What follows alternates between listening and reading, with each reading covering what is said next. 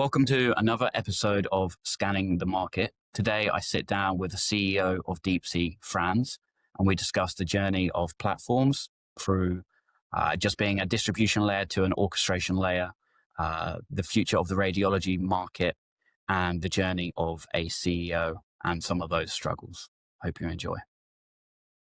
I've never been to Germany. I don't know why. Never been all around Europe, but never Germany. Yeah, this is a good It's time to visit. Christmas markets, also a good travel season is end of September, Jay. Yeah, I'd like to go to Berlin. Sounds like a lot of fun, but maybe I think I could probably do a weekend there and then Come down to Munich. a week to hibernate. Yeah, go down to Munich for a quiet life. Talking about cold weather, how's Chicago? Cold. Yeah. Other than that, it was brilliant. Yeah. I think it was probably the best year for us. It was really dense, mature.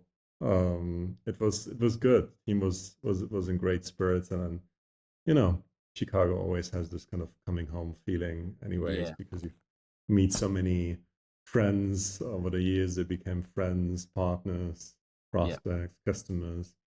So it's always kind of a great week. Everybody is looking forward to. I feel like it's funny. I feel like everyone complains about it in the lead up, and they can't. I can't be bothered, or my feet are going to hurt. The weather's so cold, and then when you get there, everyone just loves being there. Yeah. Although by day 4, there's some you walk around. There's some sad faces on the stands that just want to get home. It is a toll.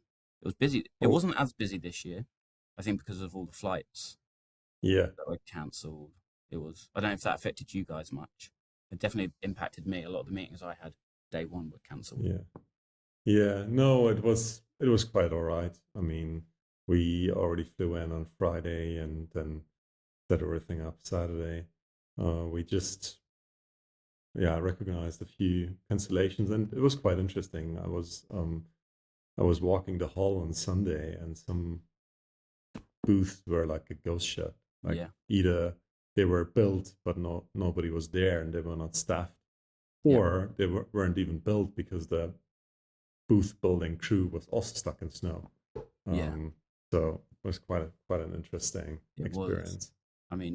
It's I think day 1's normally quiet. What I found interesting is how every year you see so many companies come and go, right? You can normally tell the success.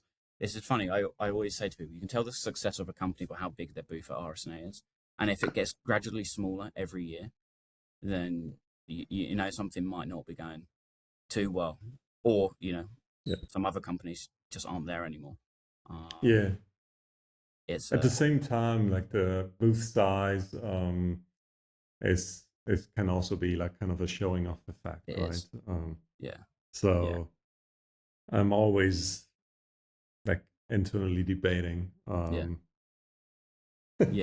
We had a conversation with someone, and we said that ECR is where you go to prove like clinical outcomes, and RSNA is where you come to market and you show off. And it is maybe. I don't know, but it was very, very good.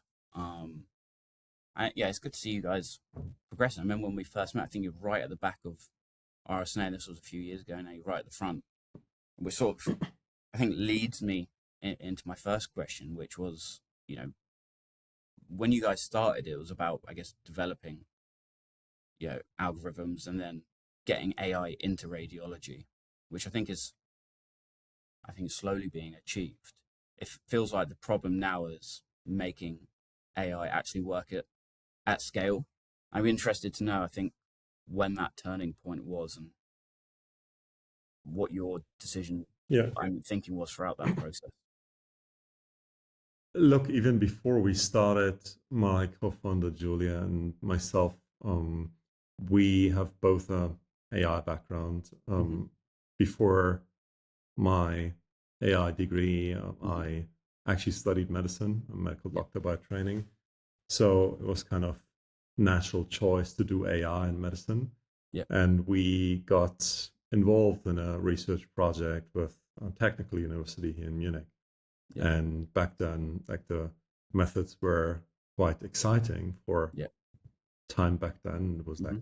convolutional neural networks. ImageNet just was kind of invented Yeah. or created. And like first like cutting edge researchers like Prana back then in the Yeah. Stanford lab were playing around with radiology data. And it was kind of an obvious choice. It was images. That's Hmm. what CNNs are really good at. And it was the discipline in medicine where you had images available in digital format. It's still a bit cumbersome, but you Yeah. had a starting point, not handwritten notes.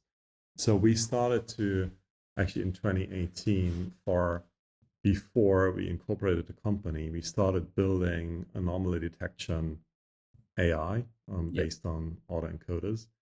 And it was quite an innovative approach. Mm. And we did that with researchers from TUM, and Hmm. it worked quite well. We later on tried to actually get it up and running in clinical routine Yeah. to validate it, see how it works, what could be the impact, etc. And we figured that this wasn't very straightforward.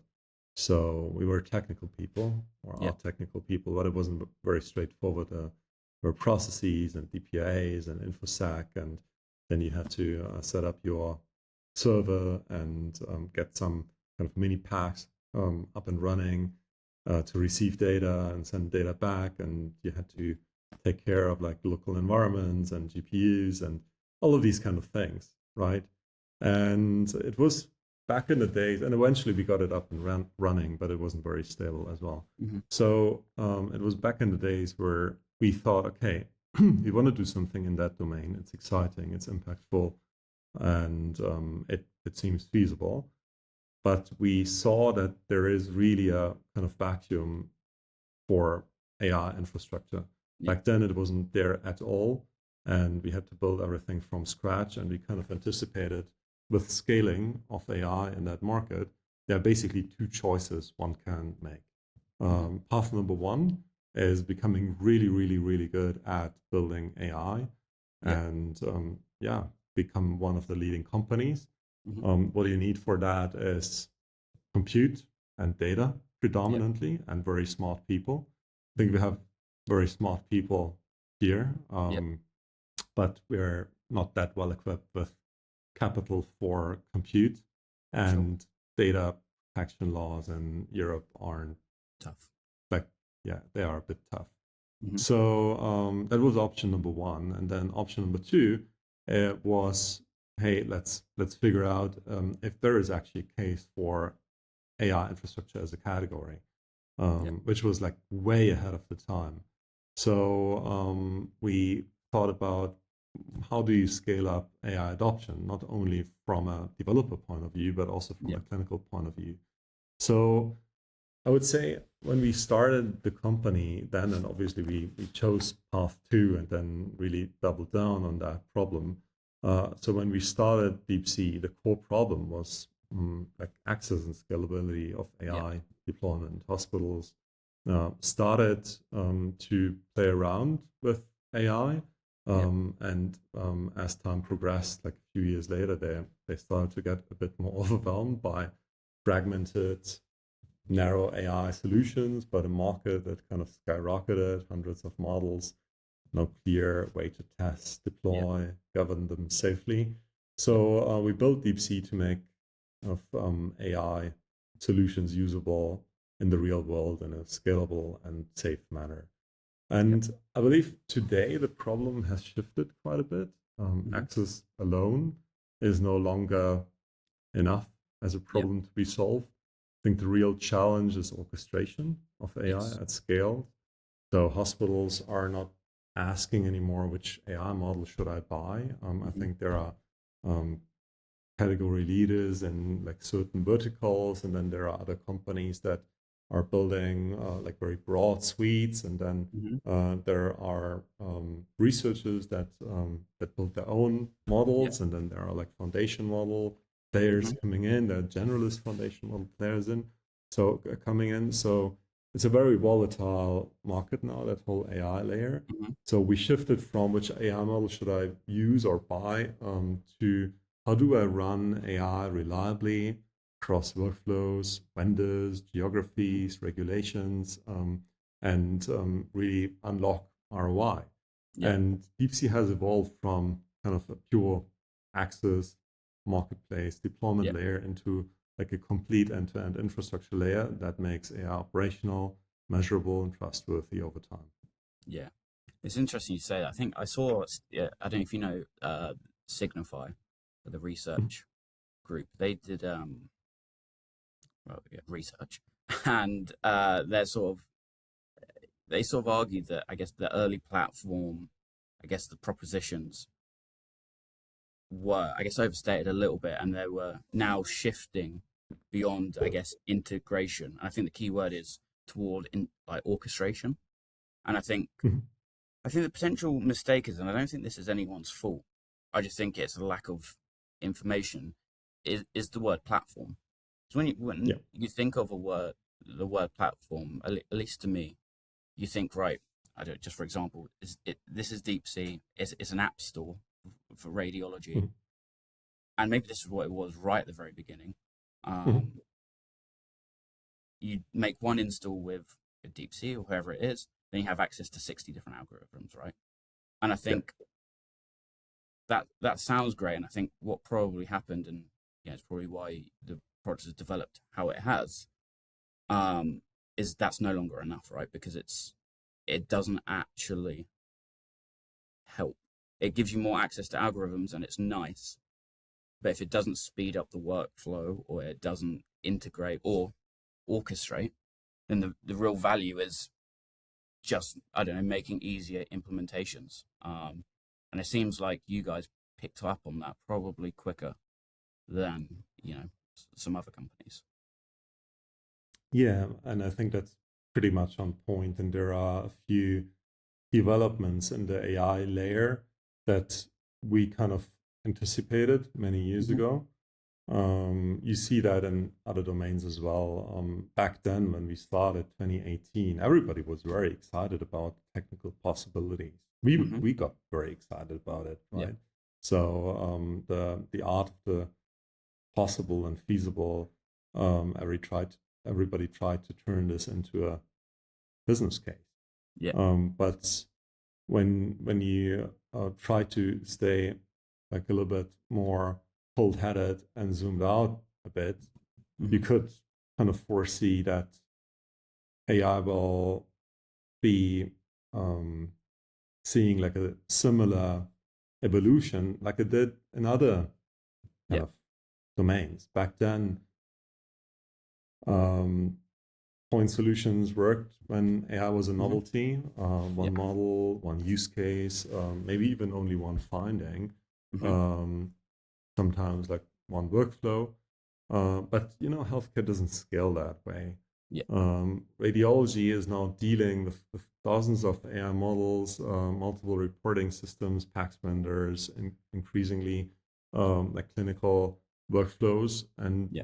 tools break under that complexity. Platforms emerge because they absorb complexity instead of passing it onto clinicians or IT teams.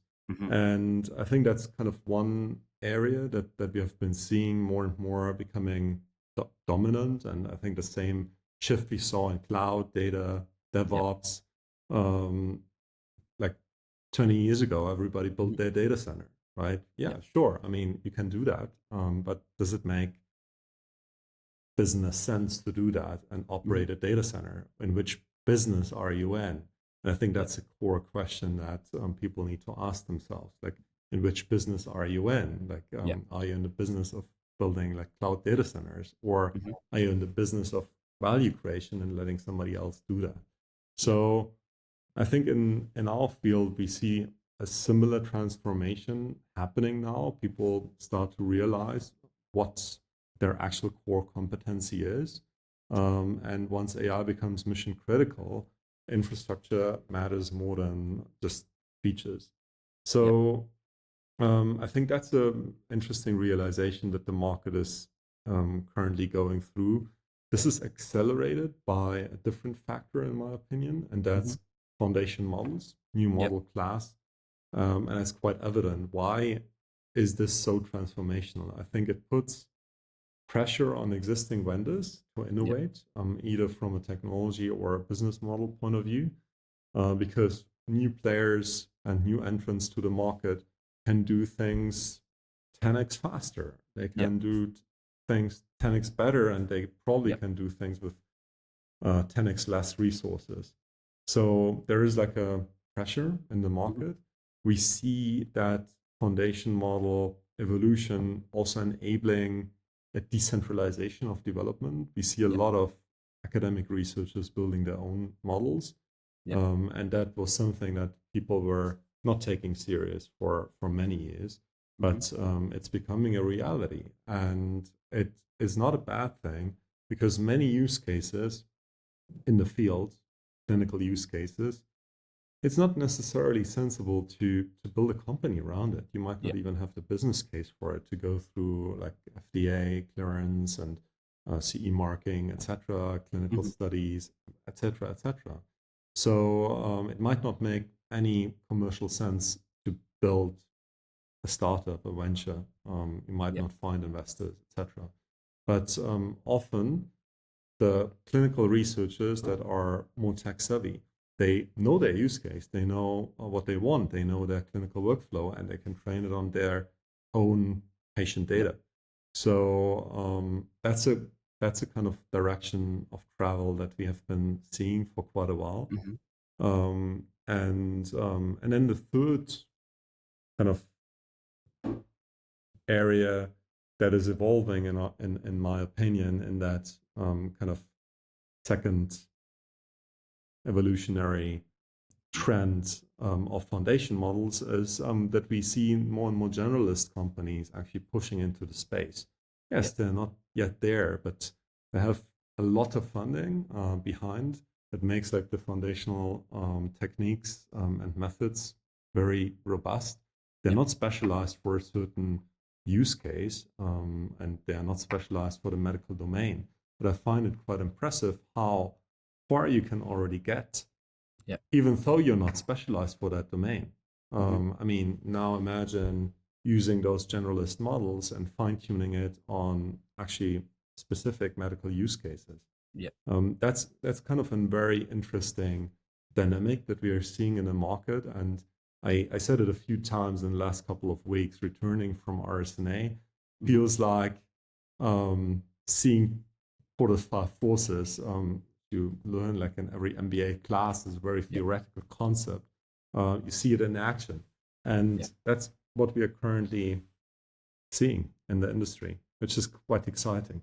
Yeah, it is exciting, and you touched on it a few times, sort of in a roundabout way. The question that I sort of had in my mind, and I've thought about this for quite a long time, is we're in a commercial business, right? It's Mhm. ultimately it's and as much as we say it's about patients and so on and so forth, ultimately you have to Mhm. turn a profit, right? Or revenue, I guess. Um, and so revenue comes from either supply or demand, right? Are we supplying Yeah. something that hasn't been built before, or is the demand changed? Um, and I think the question I had is, are you seeing this shift to, I guess, either foundational or, I guess, for argument's sake, platforms, because the tech has matured, or because the hospitals can just no longer manage the complexity of 15 different algorithms, whatever it may be? Yeah, it's a great question. I think many different aspects play into this. I think from a kind of tool adoption point of view, Hmm. um, platforms have evolved from being a pure procurement distribution mechanism to actually really a tech play. Yep. And what we can enable today versus what we could provide 5 years ago Hmm. has drastically changed in scope and value. Yep. So we are seeing more and more that infrastructure platform component being a Hmm. product category on its own, which Yep. is our core hypothesis, and Yeah. it's great to see this now becoming a reality.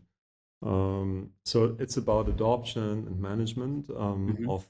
of AI, integration of AI, and all Mm-hmm. of those problems are basically like n times n problems, if you will. Like Yeah. you have like different systems that you want to integrate with. You have different vendors you want to integrate with, AI vendors. Then the same goes for contracting. The same goes for the procurement process. The same goes for support. Mm-hmm. The same goes for hosting. All of these kind of things.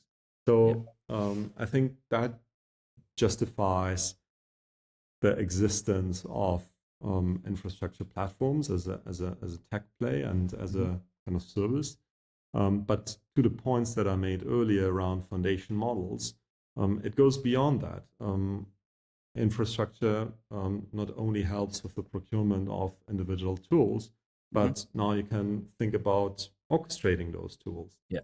building workflows, integrating deeply into your existing clinical workflows, into reporting, pre-drafting reports, like build some conditional workflows, like if there's a certain finding, like trigger a next action, Yeah. trigger another AI model. Yeah. So it becomes more complex, and you can really start thinking about modeling whole end-to-end clinical pathways, Yeah. which most often, I'm a clinician by training, and I was working in a hospital for many years. Mm-hmm. Many of the things we do as doctors are very algorithmic patterns, like Yes. if-else statements, like Yeah. if like a certain lab value is high and this Yeah. condition is met, then probably person has a problem X, and Mm-hmm. we now do lab test Y to Yeah. confirm diagnosis. I mean, it's a very like algorithmic tree, if you will, that we are following, and Yeah. these you can model Mm-hmm. very, very, very nicely. So I think this is like one area that we are seeing more and more evolving. Obviously, that's kind of the predecessor of full agentic workflows, Mm-hmm. which goes hand in hand. Like when people talk about agentic AI Yeah. and agents, like essentially what they want to do is like get a job done and automate it. Yeah. So again, like agents are nice tech and Mm-hmm. a new shiny thing and a new shiny object. But in the end, it's about like getting a job done. How you Yeah. get this job done, if it's like a um, bot or Mm-hmm. like an AI engine or an agent. Mm-hmm. Yeah, it depends on the job, right? Yeah. So that's the kind of second area: workflow automation, workflow orchestration, agentic AI.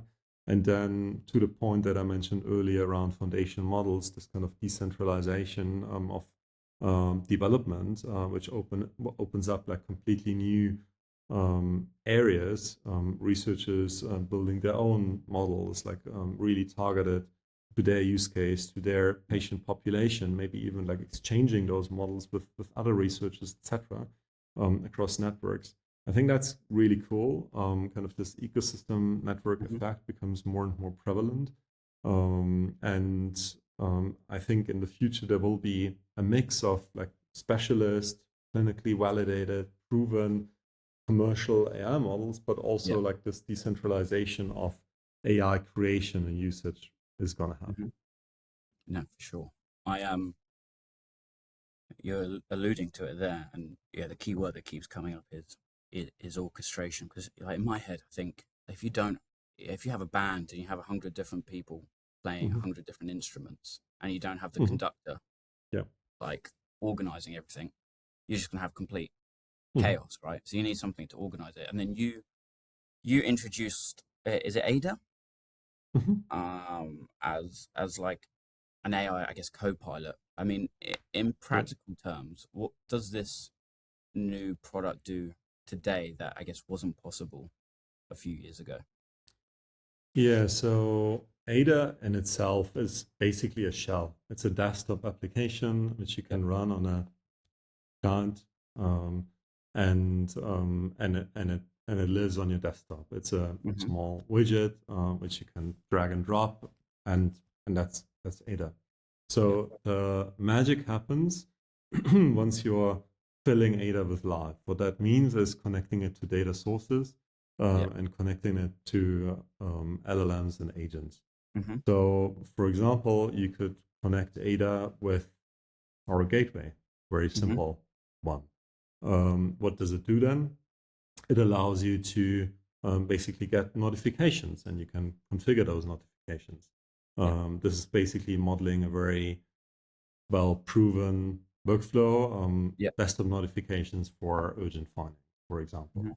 So you could connect ADA with an LLM Yeah. or like a more sophisticated agent such that you can talk to. Mm-hmm. So it will then answer your questions, but it's not going to be particularly smart. Yeah. It has general knowledge, whatever the Mm-hmm. LLM that you're plugging in actually can tell you. So that's cool. But again, you can now go a step further and you can connect ADA and the agent with context of the patient that is in front of you, Mm-hmm. that you just got an urgent notification about. You can also connect ADA to not some generic internet sources, but you can Yeah. connect it to very specific curated medical knowledge, like Yeah. AMBOS or other sources. Mm-hmm. So that allows you to see patient information Yeah. and put it into context of medical knowledge that's curated. That's Yeah. something that we medical doctors do every day, and it Yeah. takes a lot of time. And especially like when things are getting hectic in the hospital, that is something that can put us all a lot under stress, getting the right Yeah. information for the right patient at the right point in time. Mm-hmm. So back in the days when I was working in a hospital almost 15 years ago, Yeah.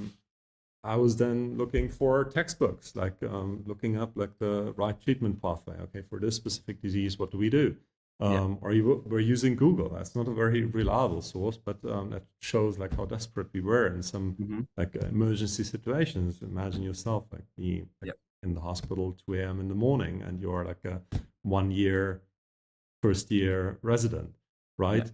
So having like medical knowledge available in your Yeah. workflow in context of the patient that just has an emergency diagnosis and lies in front of you, that's quite Yeah. helpful.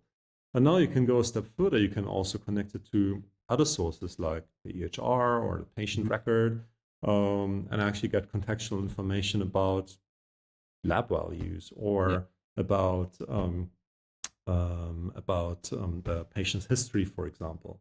So what ADA and the agentic infrastructure layer that we put as a kind of Yeah. invisible infrastructure below really is and enables users to do is actually connect your data Yeah. with other contextual sources, Mm-hmm. all in context, while you have like the patient information in front of you, Yeah. and allows you to understand clinical context, workflow state, and like medical knowledge, all in the same context, all together.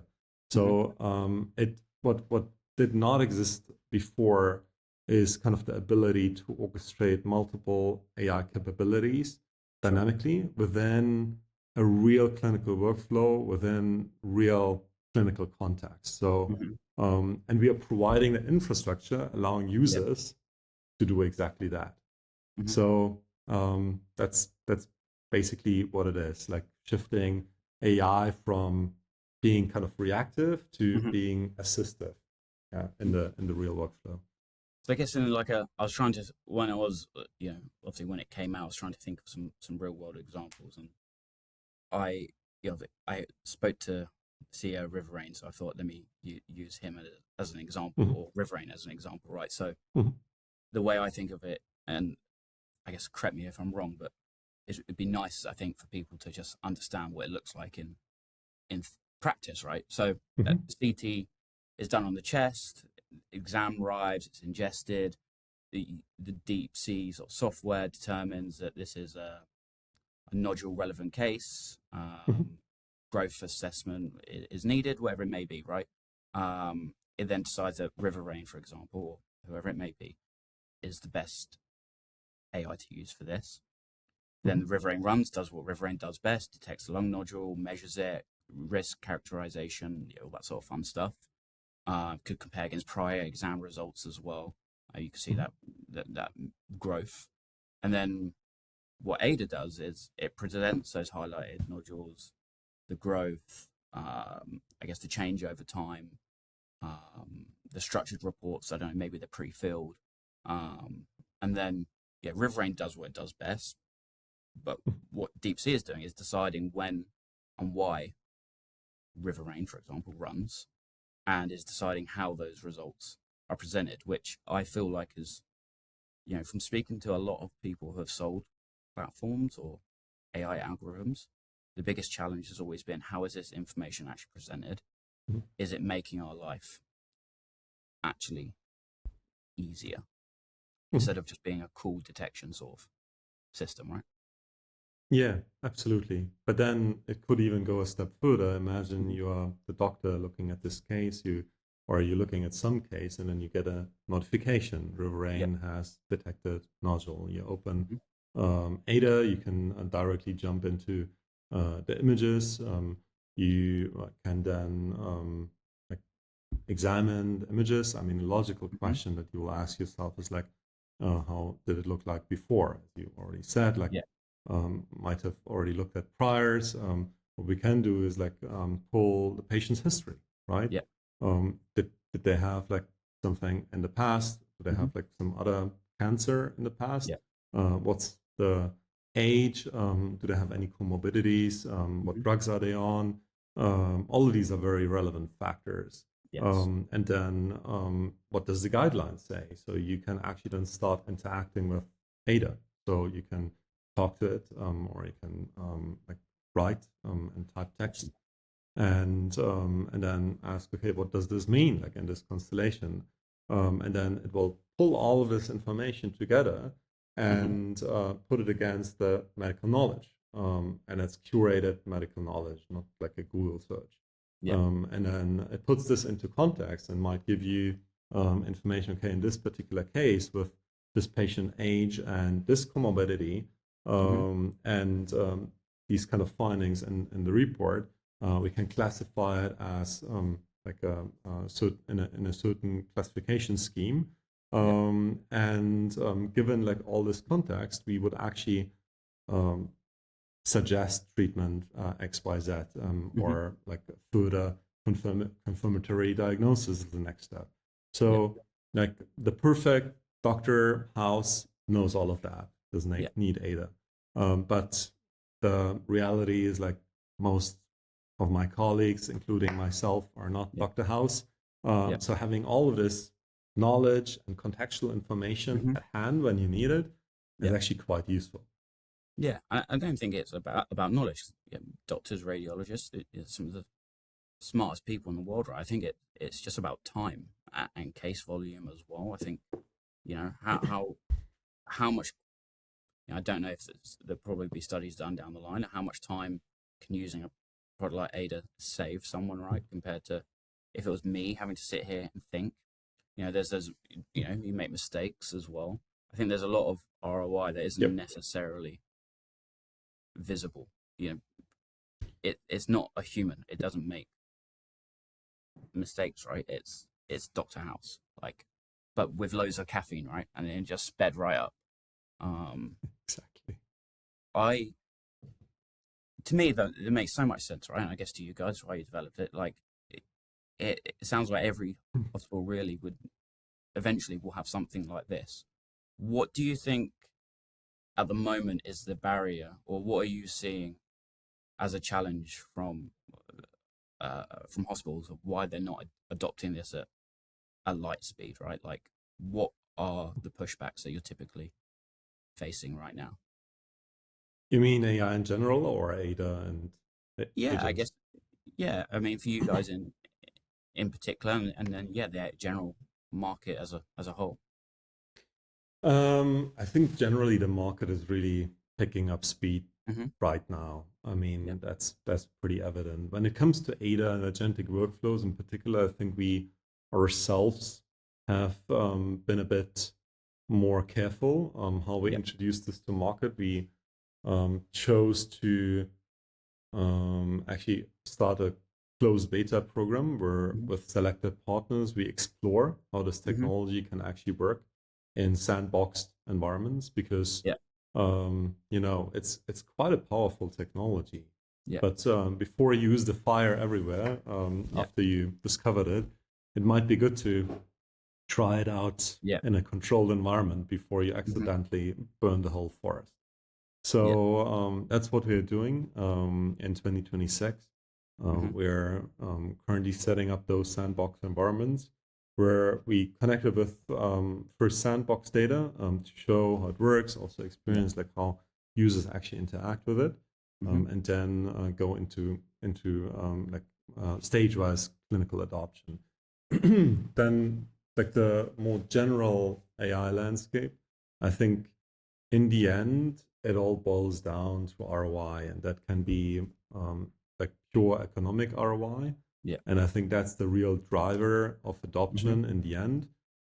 But it can also be more intangible Mm-hmm. ROI that's very hard to measure. I think the real adoption driver is the first category, because it's pretty much a no-brainer. You would Yeah. be stupid if you don't use it. Mm-hmm. And what I found quite interesting is that most companies over the last 10 years have been focused on detection and Mm-hmm. like seeing findings in images, right? Yeah.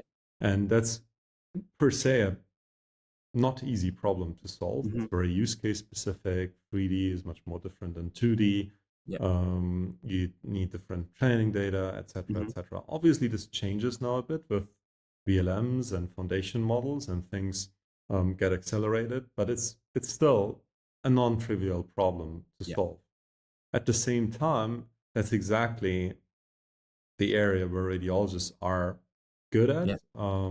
Yes, it becomes exponentially harder when there Mm-hmm. are like large, high resolution 3D Yeah. imaging volumes popping up. Mm-hmm. But essentially, it's like making something that's already good a bit Yeah. better. Um, where we saw a huge acceleration of adoption over the last 1 to 2 years is actually after reading the image, actually reporting and creating Yeah. the report. Using LLMs in that space is so compelling because the ROI case is just immediate, right? Yeah. Even if you only get like 20% faster, that's basically much more capacity one Yeah. radiologist can have, and they're having a good salary. Yeah. So either that translates into more exams read or going home earlier. Yeah. So it's a very immediate ROI case that you Mm-hmm. can support very quickly with Yeah. hard facts and numbers. Yeah. Yeah, we've seen huge adoption for this. We are Mm-hmm. also active in that space, and everybody who starts using it doesn't want to give it away anymore. Yeah. Yeah, it's pretty cool, and Yeah. shows that my hypothesis that I just shared with you, that economic ROI is really Yeah. front and center, Mm-hmm. and adoption is picking up once this question is out of the question, Mm-hmm. or out of the picture. It supports that hypothesis quite a bit. Yeah. I mean, you're the third. We've had four. You're the fourth guest we've had on the show, and three of them have said the exact same things that you've just said. About the economic ROI, and I said I can't remember who I was speaking to, but you have you know workflow AI and you have detection AI, right? Diagnostic Mhm. AI, right? And if you can blend the both of them, then that's where the real value is. And I remember I was speaking to Airs Medical, right, who are doing Mhm. really really well in the market because it's so obvious. If you can Mhm. speed up a scan by 50%, it means you can get 50% more patients through the door, or you can Mhm. go home quicker, or you can hire more radiologists. The same way for like with Riverrain, Steve was saying, like, radiologists can detect nodules. but Mhm. it can be hard, say, with the bones in the way, right, or the chest in Yeah. the way. So if you can remove that or suppress the vessels, you make it quicker. That's an obvious ROI, Yep. and I feel like, even with a platform, like if a radiologist has to sit and decide what algorithm I'm going to use to run in the background, and then I have to sit and think of all these different things that I'm going to have to do. Even if I have it, you still have to sit and think. Whereas, what Ada's doing and what you guys are doing is you're automating that whole process. And you don't know, I mean, you will know how much time it saves per case. And it might not be much in one case, Mhm. over 100 cases, throughout the day.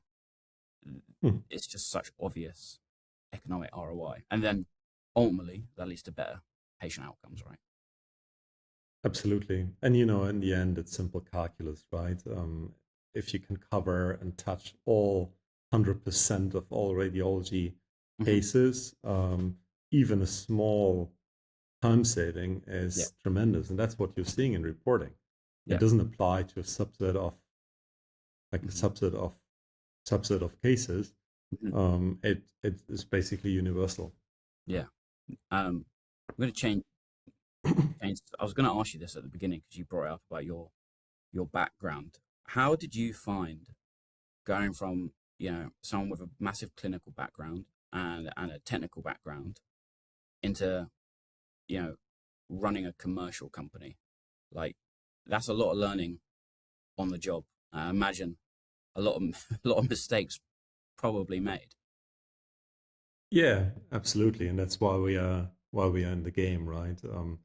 As who was that? Ben Horowitz. Like I think it was him said like there's one job in the world you can't train like and then be well prepared. It's like Yeah, being a CEO of a company.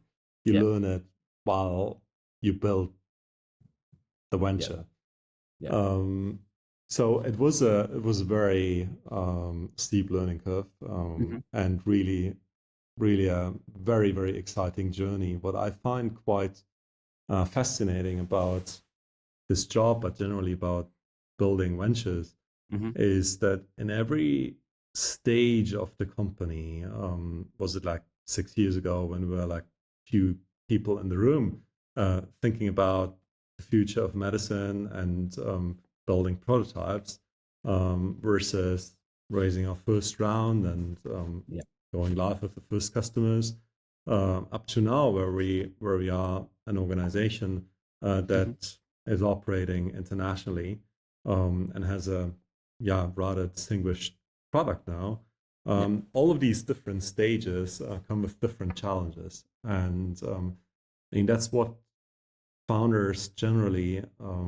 I think we're quite good at problem solving, or we you have to like problem solving, otherwise you're wrong Yeah. for the job. And I think humans are generally good at problem solving, but Mm-hmm. if you're in a position to solve problems faster than others, Yeah. then I think you can learn much faster as well, Yeah. and in the end, like iterate towards like the optimal path, and that's why startups, founders, but also teams that operate ventures might also be much more agile. Like so many learnings, like personally, but also from an industry perspective. Yeah. Nobody really could tell like a few years ago where this will all end, and we obviously had our hypothesis, and we Yeah. weren't too far off currently, Yeah. but nobody can really predict the future No. and how dynamics will evolve. So yes, it was a quite exciting journey, personally and professionally, and I don't regret any meter of it that No. we went. Yeah, it's quite exciting and still is. Yeah. Yeah, of course. What I find interesting that you guys did, and I give this advice, and we work with a lot of companies who, might have just got their Series A.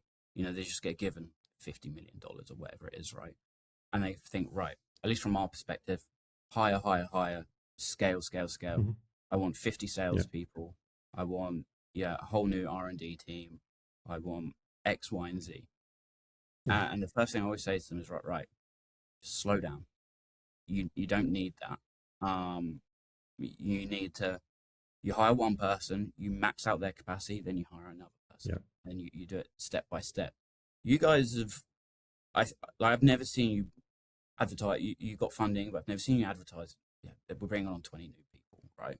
I feel like I don't know if it's intentionally, have staggered your growth and maybe even slowed yourself down a little bit to, I don't know, ramp up accurately. I'm just interested to know what your thought process was around scaling.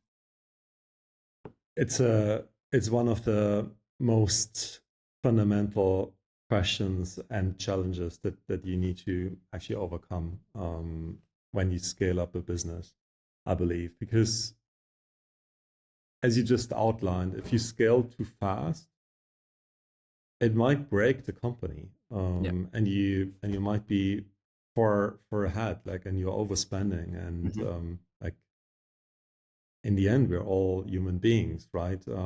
And like if you scale too fast, you really have to know like where the market is going, what you're Yeah. doing, etc. Because the most tricky part is like scaling that human element, scaling the culture, right? Yeah. I mean, it's fundamentally different if you're like 5 people in a room that know each other for 5 or 10 years, and know each other's weaknesses, strengths, trigger points like inside out, versus your organization of 50 or 500 people.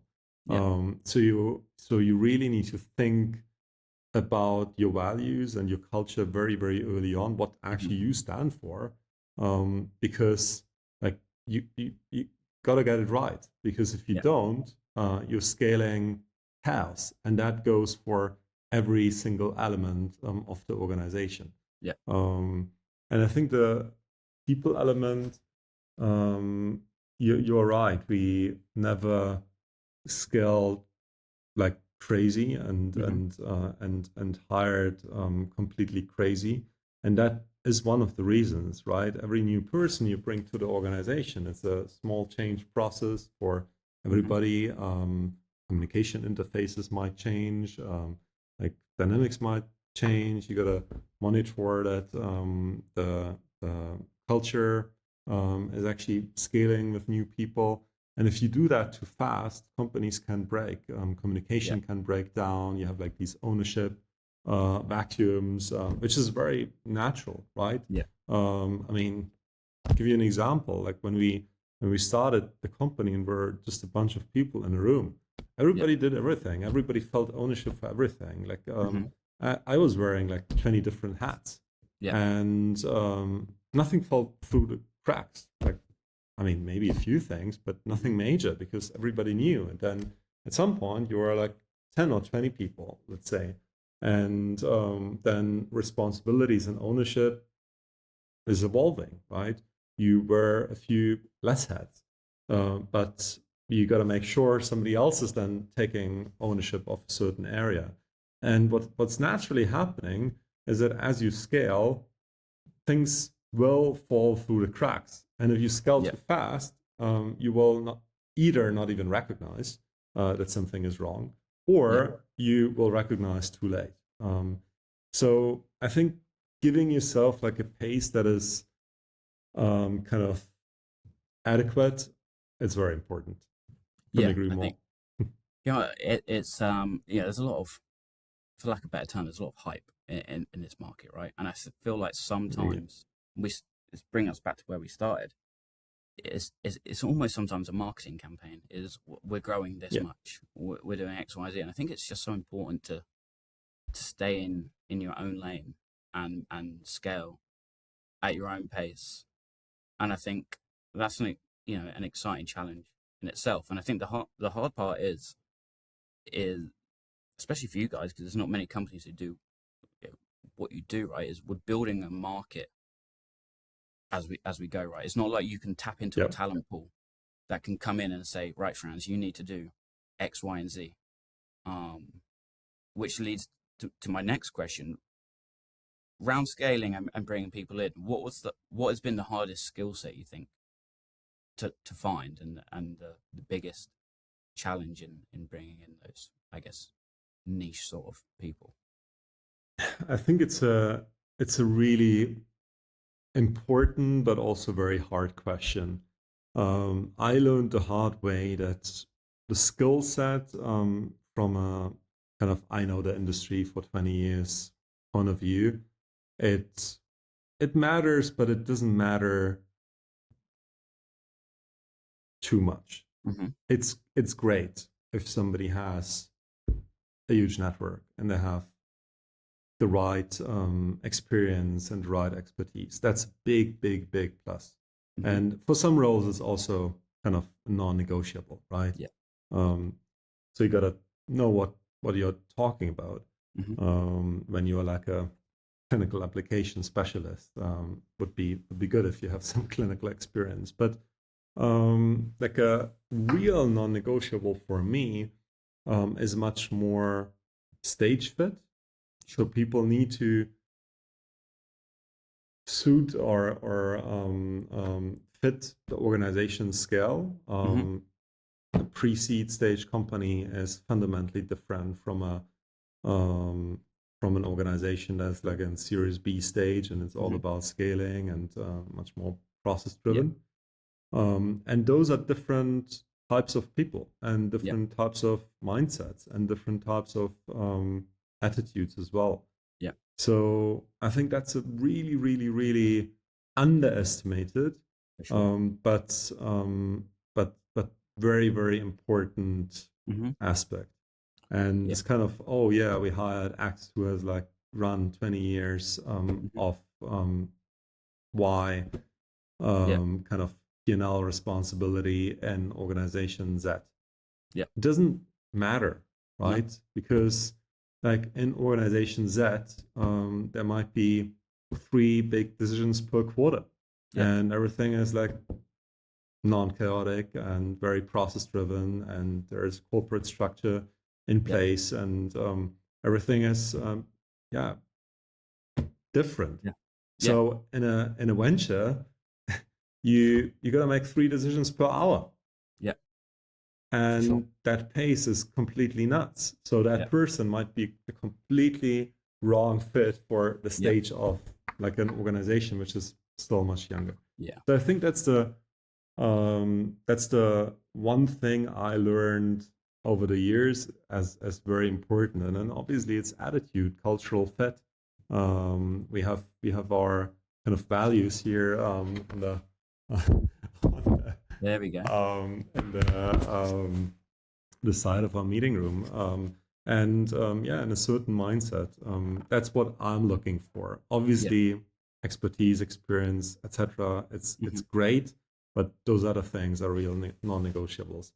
Yeah. And to your question, what was the hardest hire? I think generally it's hard to hire in a very immature market, irrespective of the role. Yeah. Finding the right combination requires patience, clarity about like what you're looking for. I think you said it perfectly. Is wearing different hats, right? That's it's not even if someone can do it; it's if someone wants to do it. And you know, when we're working with small companies, I oversell a lot about the challenges of working for a startup. You know, way more than what it actually is, because you really, we really need people who really buy into the idea of, right, I'm coming in a customer success role, but I'm also might have to do some tickets. I might also do some implementations. I might have to help with sales. I might have to help with marketing. I might have to set up the booth. Like we need, you know, small companies need people who, doesn't matter what they're doing, they just want to be part of. You know, the saying is everyone needs to be in the same ship, rowing in the same direction, right? Everyone has to be on board. 100%. And so, yeah, it's just so important. And so then my final question really is, you know, you've clearly built a successful company. You know, if there's a Franz now who's coming out of university, or they're sat in a hospital and they've got this really cool idea for a product, what would be your advice to them? That's a great question. I think um, back then I was um, very much on the lookout like for the right thing for me. Yeah. And at some point, I was even like a bit fearful or scared that, yeah, I might not find the right niche where I Yeah. belong, right? I love clinical work, but I Hmm. love technology, and I was Yeah. always a creative mind, etc. Hmm. So there wasn't like the standard career path, and looking back, it's like there wasn't kind of No. this role in the job advertisement fair that they had at university. Hey, become a CEO of a Yeah. startup venture in the medical AI space. This JD, I didn't come Yeah. across. So I think my advice to myself back then would be just follow your own instinct, like, and identify early what you don't like and Hmm. what you actually are passionate about, Yeah. and what makes you happy, Yeah. and stay up late, not Yeah. because you're lying awake in bed, but actually because you're passionate about things, Yeah. and then just explore that path further, and like work in that domain, do Yeah. things really well, connect with people, and then you'll find like the right Yeah. role, the right job, the right path for you. Yeah. Well, I'm glad you took your own advice, because clearly it's been fruitful for you. Probably not easy. It's probably still not easy. You probably chose the hardest career path you could have done. Um, but hey, It's good. you got to The follow your challenge passions, right? keeps me alive, and Exactly. excited.